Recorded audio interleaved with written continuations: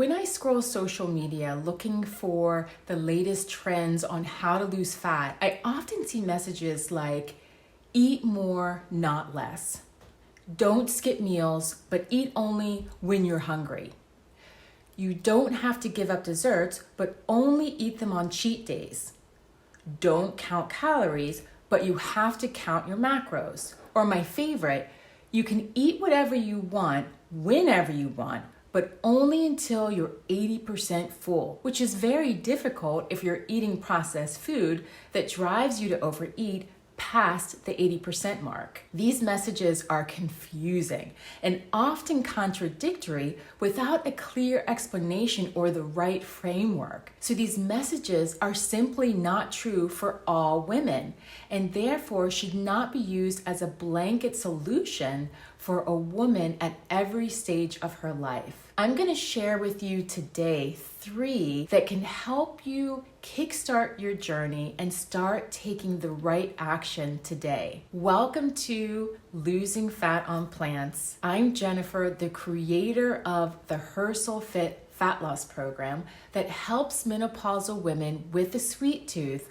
lose fat on a plant-based diet without giving up their favorite desserts. So when we think about losing fat, we often think about restricting or sacrificing something in order to achieve the fat loss results that we want. Will we be happy or miserable trying to make our current habits and preferences adjust to the calorie restrictions that we're setting? If you know that you're not denying yourself and you'll be able to indulge in dessert without sabotaging your fat loss results, you'll be more likely to stick with the plan. But how does this work? When you concentrate on how much you're eating instead of the food itself, you'll often be frustrated that you're not able to stop if you're triggered and you're eating over the planned number of meals for the day. When your meals consist of the right combination of food, then you no longer have to stop before you're actually satisfied. So the first truth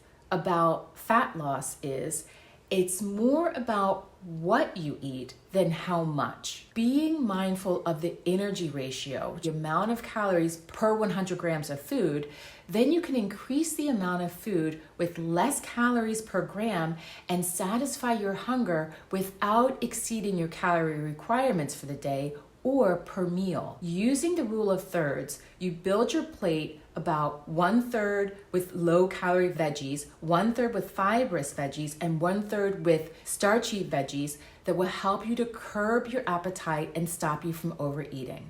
But what does this look like? Low-calorie veggies would be, for example, zucchini or tomatoes, mushrooms or bell peppers or spinach. Fibrous veggies would be, for example, carrots, broccoli, cauliflower, and starchy veggies would be like peas and corn or potatoes and sweet potatoes or even legumes like chickpeas and lentils. There'll be some overlap between the categories. One veggie can belong to multiple categories, but by using this rough guideline, you can aim to get the right combination of food to satisfy your hunger and curb your appetite. So applying the energy ratio doesn't only work for building your plate, but it also helps for reducing the calories in your meals and also in your desserts. So the second truth is, you can eat desserts and still lose fat as long as they fulfill the energy ratio criteria, filling you up on less calories while curbing your appetite. When we think of our favorite desserts, we may often think about cakes and cookies that our mothers made for us with ingredients that wouldn't even pass the healthy test today, with lots of refined sugar and refined flour and sweet condensed milk or lots of butters and oils.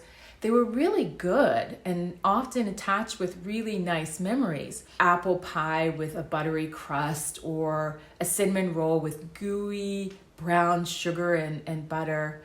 But if you're eating plant-based, then you already know about substituting these ingredients that contain animal fat. When you replace them with plant-based alternatives, you sometimes replace them with processed substitutes that can drive you to overeat instead of experimenting with more healthier options because we want to get as close to that taste that we're familiar with. But if we get creative and substitute the ingredients with healthier options, such as fruit and vegetables that are fibrous, starchy, and lower in calories, then we can lower the energy ratio, keep our blood sugar balance, and both satisfy our sweet tooth as well as curb our appetite so that we're not triggered to eat more than our calorie requirements for the day. I've heard plenty of people on social media say that it's better to continue eating the desserts that you love the most so that you're not feeling as though restricting yourself. But here is where the contradiction in the messaging lies. Eating foods that you love the most are often those foods that trigger you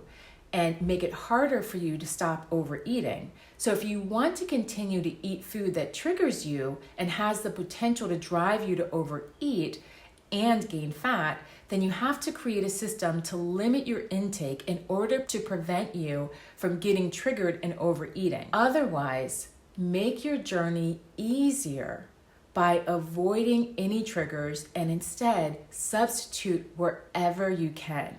Eating a dessert that's healthy and supports your fat loss goals satisfies your sweet tooth, but it relieves you of any guilt. And guilt-free always tastes and feels better. So the last truth is consistency. Consistent action steps support fat loss and get you to your goal quicker. As long as the consistent action is effective and brings you the results that you want. And the art is in maintaining it.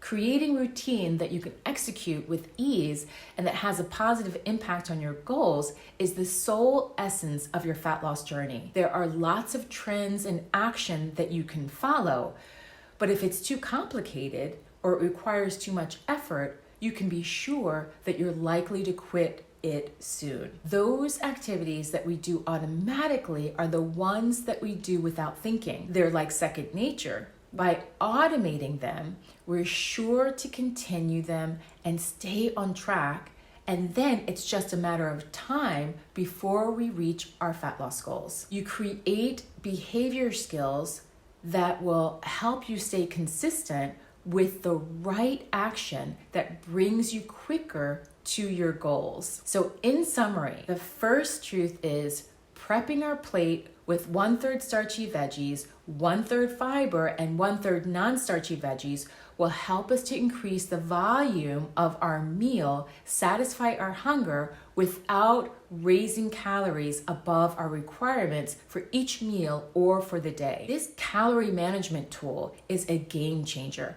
because you fill up on plant-based food that has less calories compared to meals with little or no vegetables.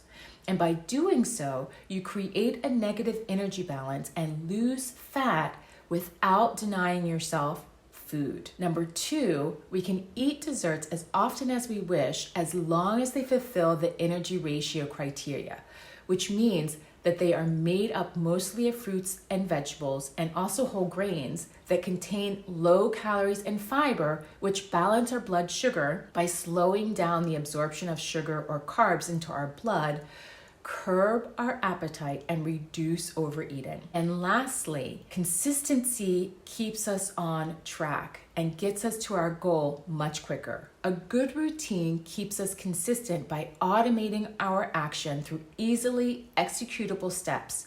Steps are easily executable when we enjoy them and can do them over and over again without thinking. Planning desserts into your schedule satisfies your sweet tooth without denying you of what you enjoy. If you feel satisfied and enjoy your journey, you'll be likely to continue to take the action. And consistent action is the key to losing fat. Building healthy plates and planning desserts into your schedule are also included in my free mini fat loss course. And if you're interested in joining or signing up, then you can go to my website at www.hersoulfit.com, and you can also find the link to the course in the description notes. So thanks for listening. It was a pleasure sharing this week's episode with you. Take care.